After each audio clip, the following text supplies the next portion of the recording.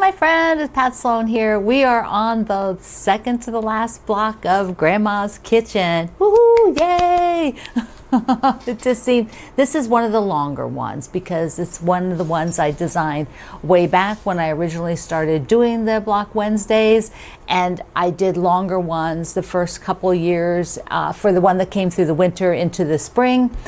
So thank you for sticking with me. I think the theme on this one is just so enticing for all of us with Grandma, all our Grandma and Grandpa memories. So what do we have today for Block 24? It is Grandma's purse. Does anybody say purse anymore? Her purse, her handbag. And I think a lot of us have a memory of Grandma digging in there, getting something out for us, sharing something with us that she kept in her purse, whether it was on a trip, you know, to keep the kids quiet, or just a treat. And for my grandma, which I'm going to show you then, my sort of tribute quilt that's not been done, but I've showed you before. My Nana worked for the Bell, the Bell Telephone Company, as a telephone operator for many years, and then she was a supervisor of telephone operators. And so one of the things she did was she kept the spearmint, the peppermints, the red and white peppermint swirls. She just opened a bag and just dump them in there, so that kept her throat moist for talking so much. And my grandma, that grandma liked to talk. The other one did not like to talk at all. Nana liked to talk. So let me show you, before I show you the quilt, there's the layout. It's a basket. It's a really traditional basket. And I did a little side by side. Is there sashing? Yes, side by side with this in four blocks. So, and then one big sashing through it. Isn't that cool? It would be you could do it as a baby quilt, a table topper, a wall hanging. It's 50 by 50, so it's pretty good size. If you wanted it longer, of course, you could make another set down here. But I like how putting the basket ends together makes this other interesting interesting design. Okay, let me show you. And I've showed you this a few times. Nana's, that was what we called that grandma, and I wanted to do her bag with the peppermints. And so this is a piece that I designed for myself. It is not a pattern and will never be a pattern. It is a private, personal piece of mine for me. So let me show it to you. I will hold it up, and my skills as a designer, I did this, I don't even know how many years ago. Do I have any this is a backing fabric I got. The backing fabric here is 2004. This is what I had picked at the time, and this is way back, a P&B fabric. 2004, so I was probably designed this prior to that, maybe around 2000, or even back, 1998 or something like that. And I didn't really have good applique skills yet, so it was probably more like 1997, maybe, something like that. So here it is. Can you see? I gotta check on the guide. Yeah, you can see it. So I've got the black purse at the bottom with the peppermints going into it, and I have an asymmetrical border. And I also have these pinwheel blocks as the background. See the background? So it's got that extra focus on it. So there we go. This is the one. Now I had gotten stalled, and I mentioned this, the first time around we did this, and probably again fairly recently, that I had gotten stalled because at the time I didn't know how to applique very well, and I wanted to write Nana's peppermints. And so one of our friends back, a little ways back, embroidered on her machine Nana's peppermints, and this was from, does she put her name? I'm sure this is a tearaway mesh on the back she wrote. So there, she did this. And I might put this on the back as part of the label. I have to decide if I still want to do anything on the front. On the front, my vision was great, big, fat letters. And so that's why I have like a border for it on there. Although that border now that I've done a lot of designing, a lot of applique, this border is a bit small because my vision was great big letters. So I don't know. I'll see what I end up doing. Maybe someday. Hold on 1 second. In the bag with this, I have actually the design stuff that I did. And there's like an extra peppermint in here. And these are the shapes that I use to make the peppermint. And these are the papers, the big sheets where I was drawing out. Can you see? It's all with pencil. I was drawing out, and then I have great big papers where I was laying out how it was going to look. Not sure what this one was. I don't know. But I'm going to keep it in there because I might figure it out once I open it all up. But I do have all of this, which I think is quite a personal treasure for me, because this being a tribute quilt for myself, for my grandma, is fun. Okay, so that is kind of the history about why I love kind of the concept of the grandma's bag, grandma's purse. And so when you share your block, or if you just want to share a story here at YouTube about what your grandma carried around and how you felt about it, or any kind of special things that you have. Let's take a look at colors for the basket block, because I'm down to the last 2 blocks, as you probably are as well, and it's very specific colors at this time. Time for decisions on the colors. I'm thinking teal. This basket block will be teal, and then the last block will probably be purple. I'll have purple in it, just to, maybe purple and yellow. Maybe bring that yellow. We'll see. We'll see when we get there. But today, the basket block, I think it will be teal.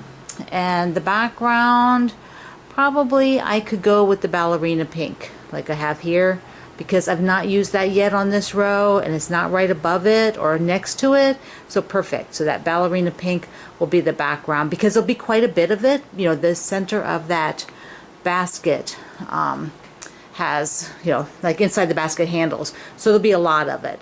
And then the little strip at the bottom there, I already have the one made to go across under the block. Okay, so that's what we're going to go for, teal. So teal, aqua, let's see what we have.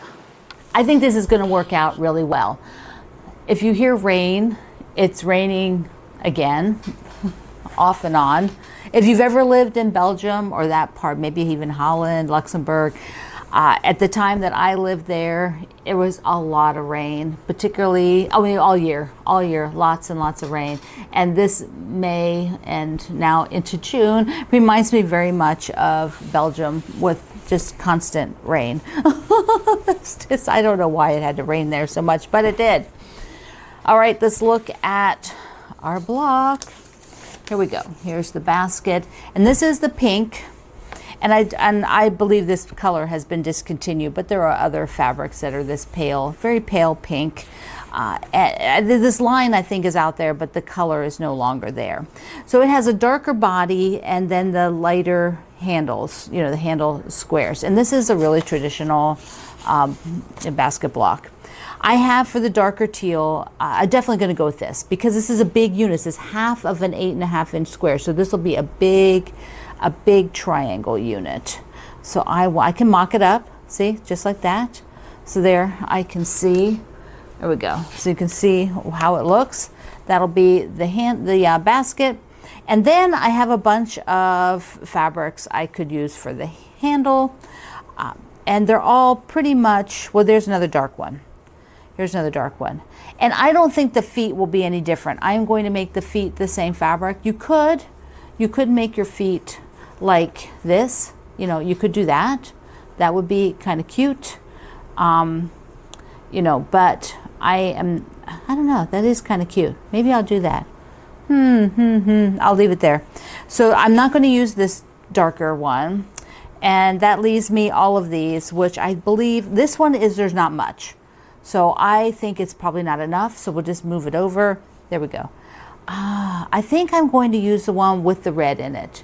So I just pull a little pop of red. This one also has the red, but I think I'm going to go with this one. And that will be all of here. You know, so that's basically just these three fabrics and the background. Okay, so I will go ahead and get all those done, and then I'll show you, where's my clicker? And then I'll show them to you on the design board, just laid out. These are the parts before I sew. Here are the half square triangles for the basket handle, for the handle over here, and the tip up here, and by the feet, and here are the feet. There's two strips along the side, and then I'll have the large half square triangle unit, which you will have half left, and you could maybe use that half that's left as a label, because this actually I could write on this label, so I might use that great big other half for the label. And I do like the little contrast here, and if you wanted, you could make that little square up there like this fabric. I thought about that, but then decided not to. I went with this. Sew the basket here first, then take this section and you'll sew this on, and then you'll have the last section at the bottom, which you'll sew on. So this has to come over like that, and then it's evened up. So there's how we'll go. So you're doing this section first, and then the bottom section last, after you've sewn the middle of the basket. All the pieces sewn together. A traditional basket block, which are one of my favorites. I really love it. Can you imagine all the four corners? You do them each in a different fabric. That would do them real scrappy on the handles. Be so cool for the bonus layout. Let's take a look at them all together. All together for a family portrait with just one missing block. The pink, that ballerina pink, really looks good down there, doesn't it? Yeah, it just brings in that color back down, because I haven't used it. It was used over here some. So it looks so good, so good. Two things before we do our quilt parade of last week's blocks. One is that the Christmas in July mystery quilt along from the Fat Quarter Shop. You can download the instructions, not the instructions, you download the supply list. You can order a kit if you want to do it like theirs. Theirs is on a dark background. You can see a little sneak peek. Remember, there's a cross stitch as well for you, those of you who maybe prefer to do that. But they have a really fun thing this year. You can get you can buy the whole pattern rather than waiting for the mystery, and you can buy it right now. So if you are one who wants to make it now or can't make it in July for your schedule, you can actually just purchase the whole pattern now, which is a new thing, and I think that's kind of cool because some of you really prefer to do it that way instead of waiting, and so that's an option, and the links I have in the description box take you right there. I am using a different fabric line. It's not in yet, so I'm waiting for it to come. Mine will be on a light background because all my Christmas things are light background, so I wanted to do it that way. Plus it gives you let you see it in a totally different view. So I'll talk a bit more about that again, tell you a few more times before July, because we're already in June, right? So it's coming up. And before the parade, I have a bit of had a little mail come in, some sweet mail. This is from Judy in Texas. Look at the mushroom fabric, and she sent me a nice big piece of it. Isn't that sweet? Thank you so much, Judy. I love it. And then Doreen in Colorado, she said the the card reminded her of my Tiny Secrets fabric. Isn't that cute? So cute. And she found these, the Alice in Wonderland. Oh, I love them so much. Alice came to the Disney Dreamlight Valley video game. Alice and the Cheshire Cat are now in my valley, and it is so much fun. So much fun to have them there. Okay, time for the parade. Anna starts off our special thing for this block that we're doing the parade for, and she was gifted her grandma's treadle machine. Isn't that precious? Oh, just awesome to have that. Carol's block is so pretty, and look in the top left, there's a tin, and that was her grandma's tea tin that she kept in the kitchen cupboard. Cindy's got a very fun block. I just love those gals. Look at those. Looks like the 70s, right? She said she didn't have memories of her grandma, but her mom, when they would ask her some difficult questions, she would have some fun answers. So they wanted to know where they came from. So her mom had a story about getting them on sale at the grocery store. That's pretty funny. Connie's has memories of a doll that her grandma had, a Yosemite Sam doll, and then she has wedding rings. Look at her beautiful block with the teapots, fabric, and the little, are they little duck, no, little birds or something, in the black that has on the edges of the teal, those triangles. Very cool. Debbie's grandma had this boot on the shelf in her kitchen forever and ever, and I believe she said her grandma downsized at 95 and gifted her the boot with the little cowboy. Oh, it's just so precious. Helen had a Norwegian grandma who brought this rolling pin with her, and it's for leftsies, Lefse. Okay, I'm not familiar with what that is, but apparently you need a ridged rolling pin. And she said the electrical tape on the end was also something her grandma put on there. You know, we all do what we got to do.